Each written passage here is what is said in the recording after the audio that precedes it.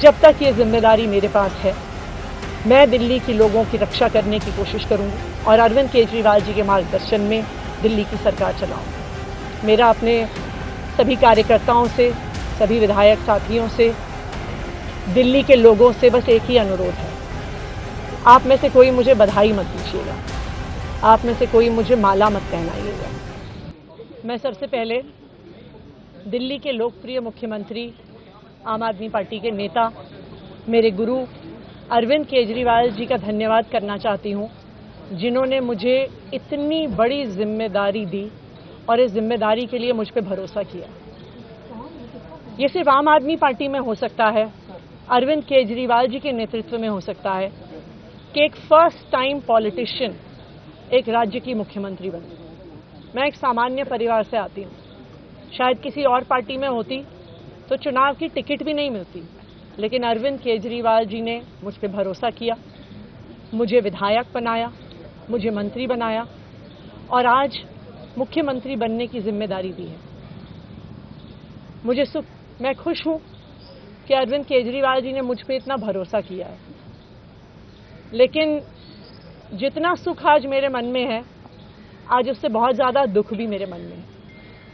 दुख इसलिए कि दिल्ली के लोकप्रिय मुख्यमंत्री, मेरे बड़े भाई अरविंद केजरीवाल जी आज इस्तीफा दे रहे हैं। मैं आज ये ज़रूर कहना चाहती हूँ आम आदमी पार्टी के सभी विधायकों की तरफ से, दिल्ली की 2 करोड़ जनता की तरफ से, कि दिल्ली का एक ही मुख्यमंत्री है और उस मुख्यमंत्री का नाम अरविंद केजरीवाल है। भारतीय जनता पार्टी ने पिछले 2 साल से अरविंद केजरीवाल जी को परेशान करने की, उनके खिलाफ षड्यंत्र रचने की कोई कसर नहीं छोड़ी। एक ऐसा आदमी जो अपनी IRS कमिश्नर की नौकरी ठुकरा सकता था, एक ऐसा आदमी जो एक नई पॉलिटिकल पार्टी से पहली बार चुनाव लड़के मुख्यमंत्री पद से इस्तीफा दे सकता था, ऐसे आदमी पर, ऐसे ईमानदार आदमी पर भारतीय जनता पार्टी ने भ्रष्टाचार के आरोप लगाए, झूठे केस किए, फर्जी केस किए, अपनी एजेंसीज ED को, CBI को उनके पीछे छोड़ दिया, उनको झूठे मुकदमे में 6 महीने तक जेल में रखा। आखिरकार सुप्रीम कोर्ट ने उन्हें जमानत दी और सुप्रीम कोर्ट ने सिर्फ उनको जमानत नहीं दी, सुप्रीम कोर्ट ने केंद्र सरकार के मुंह पे तमाचा मारा, उनकी एजेंसीज के मुंह पे तमाचा मारा। उन्हें कहा कि इनकी एजेंसीज, केंद्र सरकार की एजेंसीज एक पिंजरे में कैद तोते की तरह हैं और अरविंद केजरीवाल जी की गिरफ्तारी गलत थी। अगर अरविंद केजरीवाल जी की जगह कोई और मुख्यमंत्री होता, कोई और नेता होता, तो वो 2 मिनट नहीं सोचता मुख्यमंत्री की कुर्सी पे बैठने के बारे में। लेकिन अरविंद केजरीवाल जी ने वो किया जो आज तक इस देश का इतिहास तो छोड़िए, शायद दुनिया के इतिहास में किसी नेता ने ना किया हो। उन्होंने कहा कि मेरे लिए सिर्फ सुप्रीम कोर्ट का फैसला काफी नहीं है, मैं जनता की अदालत में जाऊंगा। जब दिल्ली की जनता मुझे कहेगी कि हम तुम्हें मुख्यमंत्री के रूप में देखना चाहते हैं, जब दिल्ली की जनता कहेगी कि तुम ईमानदार हो, तब मैं मुख्यमंत्री की कुर्सी पर बैठूंगा। मुझे नहीं लगता कि हमें लोकतंत्र के इतिहास में ऐसा कोई त्याग का उदाहरण मिलेगा जो आज अरविंद केजरीवाल जी ने देश के सामने रखा है। दिल्ली भर में लोग बहुत दुखी हैं अरविंद केजरीवाल जी के इस्तीफे से। कल शाम मुझे एक बुजुर्ग महिला मिली, जब उन्हें खबर मिली थी कि अरविंद केजरीवाल जी ने इस्तीफा दे दिया है, वो रोने लग गई। उन्होंने कहा कि वो मेरे बेटे की तरह हैं, उसको इतना परेशान किया है, उसको इतना परेशान किया, उस पर झूठे केस लगाए। और उन बुजुर्ग महिला ने कहा कि मैं घर घर जाऊंगी, मैं घर घर जाके लोगों को कहूंगी कि मुझे अपने बेटे को ही मुख्यमंत्री बनाना है। तो आज सभी दिल्ली वाले ये प्रण ले रहे हैं, सभी दिल्ली वाले इतने गुस्सा हैं, भारतीय जनता पार्टी के षड्यंत्र से नाराज हैं और अपने बेटे, अपने भाई अरविंद केजरीवाल जी को फिर से दिल्ली का मुख्यमंत्री देखना चाहते हैं। क्यों देखना चाहते हैं दिल्ली वाले अरविंद केजरीवाल जी को फिर से मुख्यमंत्री?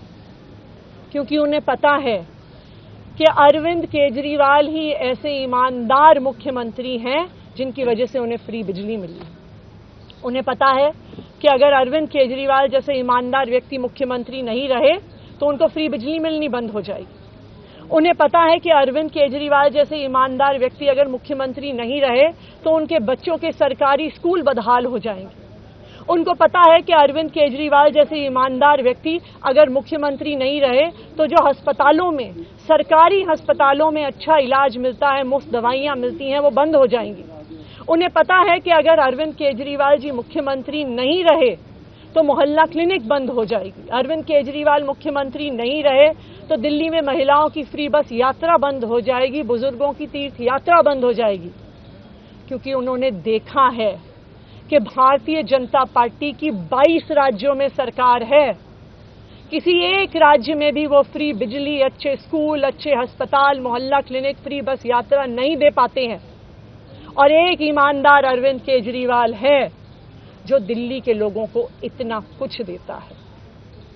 तो दिल्ली के लोग, आम आदमी पार्टी के विधायक और मैं अगले कुछ महीनों तक, चुनाव तक मुख्यमंत्री होने के नाते अब एक ही उद्देश्य से काम करेंगे कि हमें अरविंद केजरीवाल जी को फिर से दिल्ली का मुख्यमंत्री बनाना है। जब तक मैं इस बड़ी जिम्मेदारी को संभाल रही हूं, मेरा एक ही मकसद रहेगा।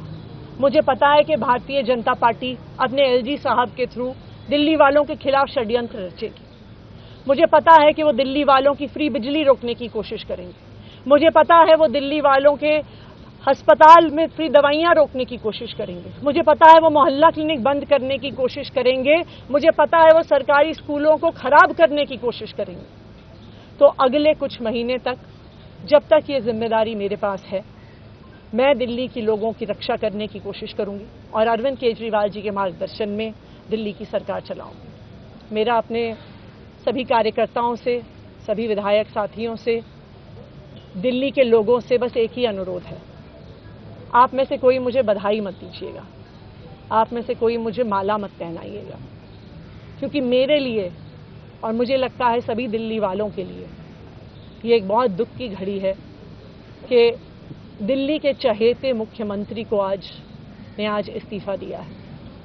मैं एक बार फिर अरविंद केजरीवाल जी का धन्यवाद करती हूं जो उन्होंने मुझ पर भरोसा दिखाया है।